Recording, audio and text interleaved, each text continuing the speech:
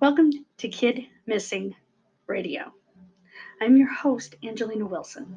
I realize that some of you may not be familiar with my show since I started uploading on Anchor. So I just wanted to familiarize you with me and with my show and what I do.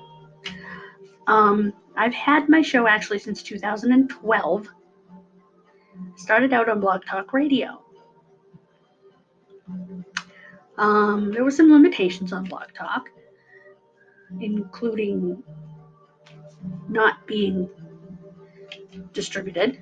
Also a half-hour show, and only certain times during the day. So, or I should say a certain time period. Then they decided, because I wasn't a paid subscriber, that they were going to delete my oldest shows. That didn't make me happy.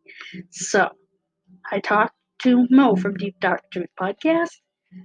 I had her on the show, and she mentioned Anchor to me. And I came here. The customer service was phenomenal. I was able to get on here and begin my show again. This time I'm being distributed to Spotify, to iTunes, or Apple Podcasts, I guess it's called, to other places that I've never even heard of, to Google Podcasts. And the reason I started my podcast was as an extension of my website, Kidmissing. I came up with that name. I was looking for a name that hadn't already been taken. I started that in 2003. I also have my YouTube, Kidmissing TV, which I used to do for the town that I live in, for cable access. Those episodes are on there as well. But my inspiration, the reason I got started, actually there were two reasons. One was that I would read message boards about missing children and stuff, and I noticed they weren't updated. And I said, I can do a better job at this. So I initially started my website and my message board to do a better job, but also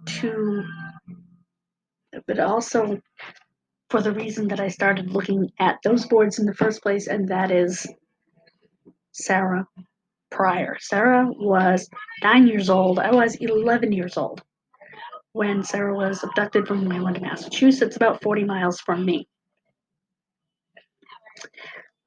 in 1985, October 9th. I still remember seeing her blonde-haired, blue-eyed picture come up on my screen. Just seeing that as a child, it changes. It lets you know that you're not invincible, and it changes you, it makes you more cautious. When you live in small towns, especially back then, you didn't think anything could happen to you. You knew just about all the grown-ups around you, and to have that happen was just insane.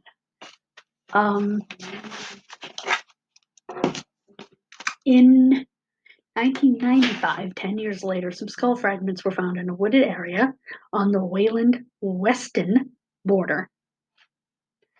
It took until 1998 to determine via DNA that they were Sarah. They never found any more of Sarah. Sure wish they would do a real thorough search in that area. And I realized that, animals and stuff that I don't want to get into. there is a prime suspect in Sarah's case. He's also the prime suspect in the case of still missing Catherine Malcolmson. His name is John Werty. He came to Massachusetts on parole from Texas. I don't know why they sent him here.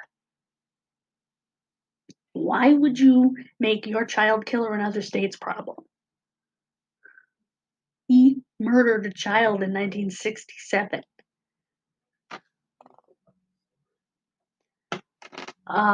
Named Rosemary Martin. He had been in prison for that. He got out on parole somehow. I wouldn't think a child murderer would be eligible for parole, just saying. And certainly not to be sent to another state to let it be their problem. I fail to understand that. Came to Massachusetts. Of course, he tried to abduct a girl in Newton and failed, thank God. Then it's believed he got Catherine Malcolmson, and they know he was in the neighborhood when Sarah disappeared. So, but unfortunately, there's no physical evidence, so they can't charge him. Believe me, they'd like to. So all Sarah's family can do, all Catherine's family can do, is make sure he doesn't get parole again. He was up again in 2011. Good Lord knows why, because I certainly don't. Maybe the law says he has to be up for parole because he didn't get life without parole. But I think once you violate, that should be the end. Especially when your violation was trying to abduct someone off a street, which is what happened in that case. Like I said, he was sent to Texas.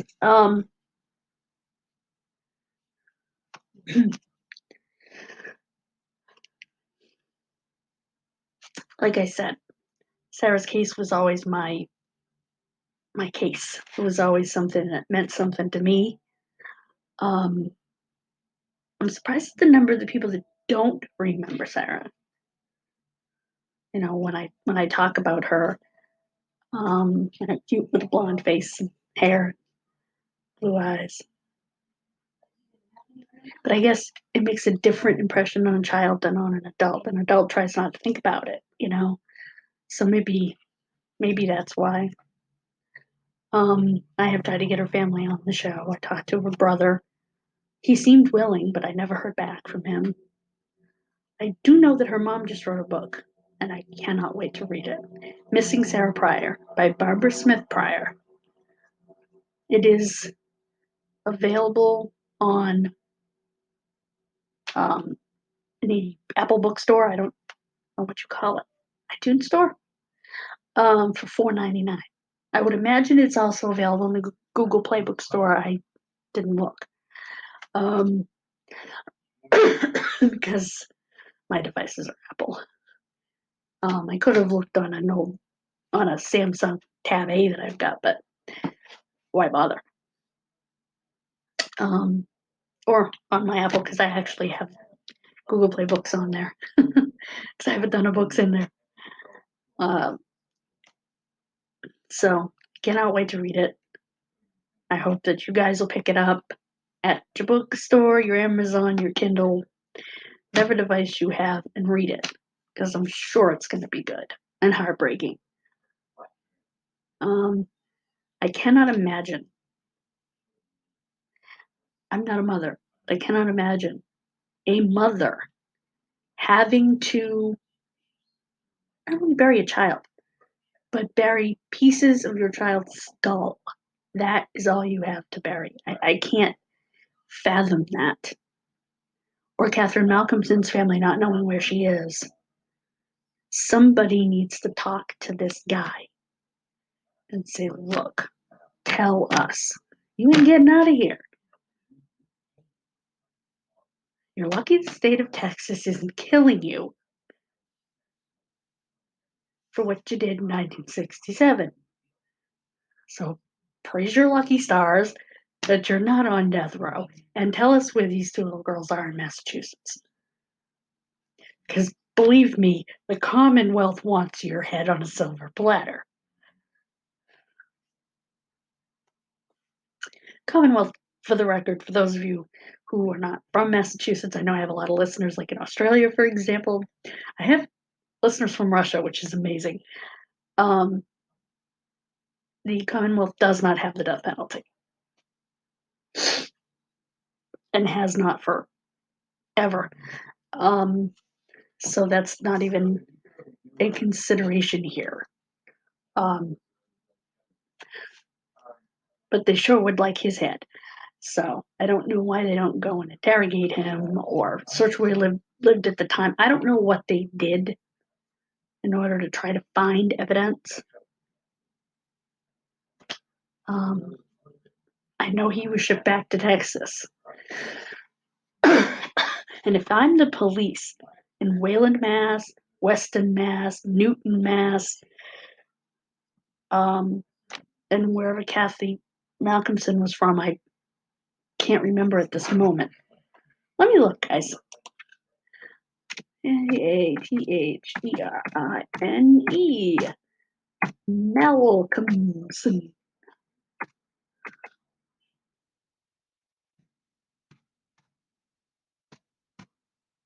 You know, it's funny not remembering which town she was from. She was from Stowe, which is up in that same area. Okay.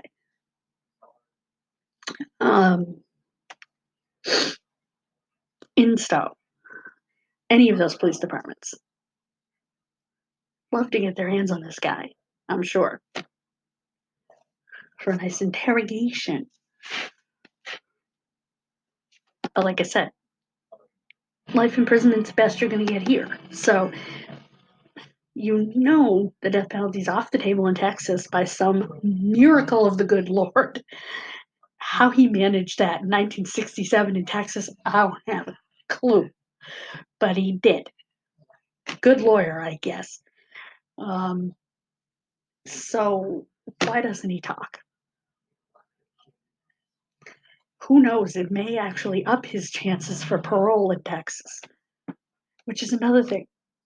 I didn't think Texas was very fond of parole.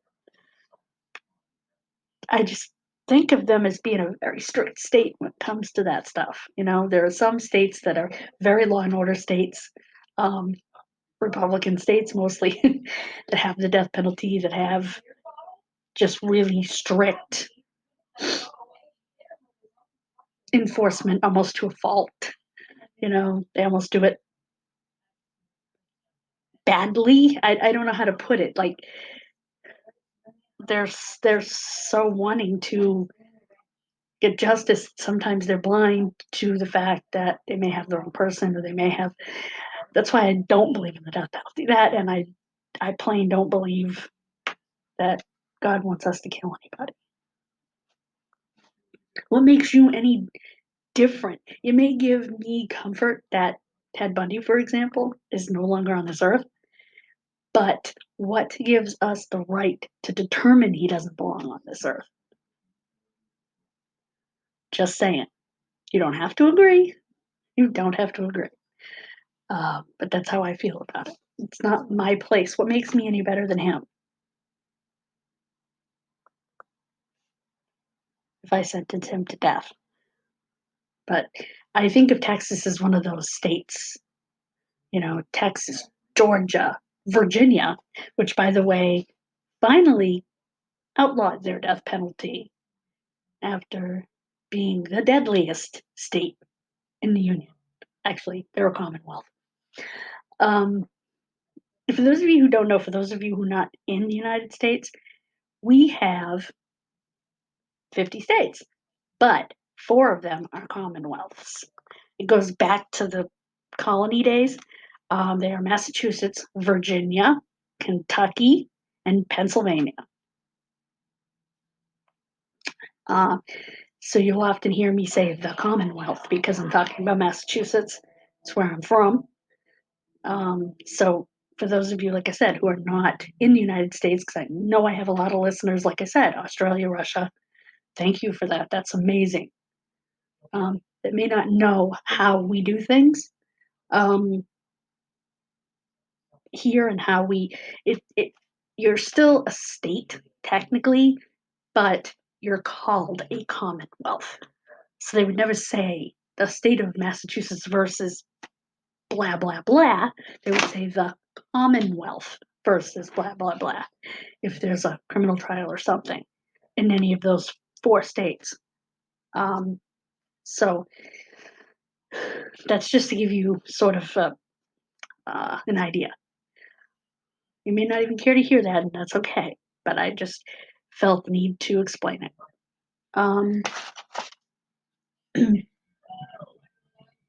Hopefully, he will never get parole, and he truly will spend the rest of his life. I have to imagine that this wordy guy is probably pretty old now. If he was an adult and murdered a little girl in 1967, and was still trying to abduct them and possibly murdering them in 1985, gotta imagine this guy's pretty old. Let's see if I can find how old he is.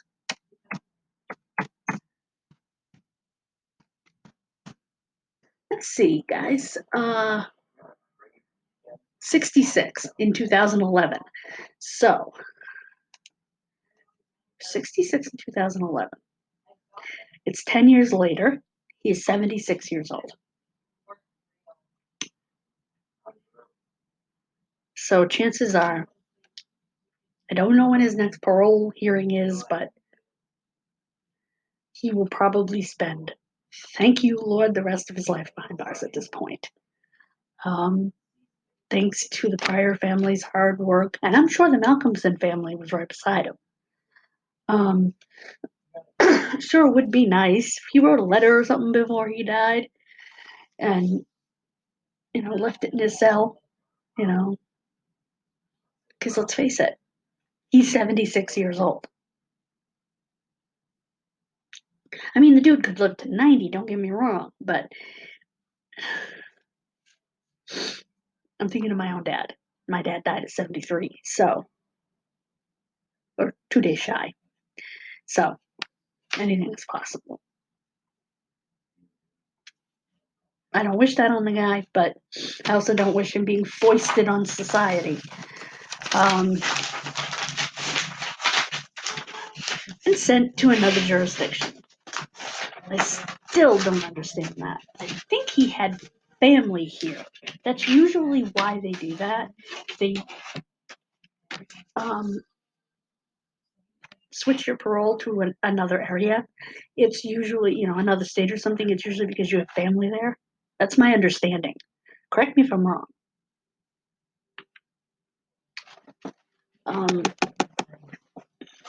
I want to thank everybody who's been tuning into these shows since I started over here in Anchor. I want to especially thank Mo from Deep Dark Truth. We should be on our show sometime in early April, myself and Jim Hoffman talking about the case of the boy in the box. I'm pretty excited about that.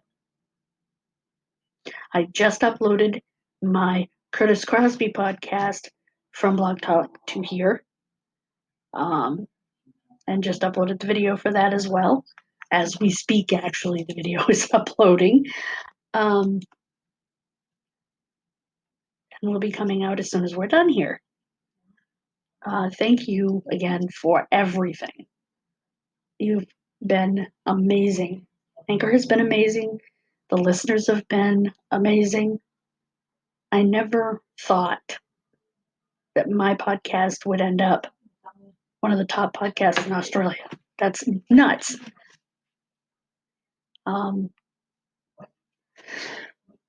Excuse me. And remember, I don't just do children. As in the case of Curtis Crosby, I do adults also. Because every missing child or adult or person, every missing person is someone's kid missing. I want to take this time now to thank you for listening to me all by myself here. For continuing to listen to all my shows. Please check them out. Check out the playlist because I think you'll find some of these people fascinating, heartbreaking.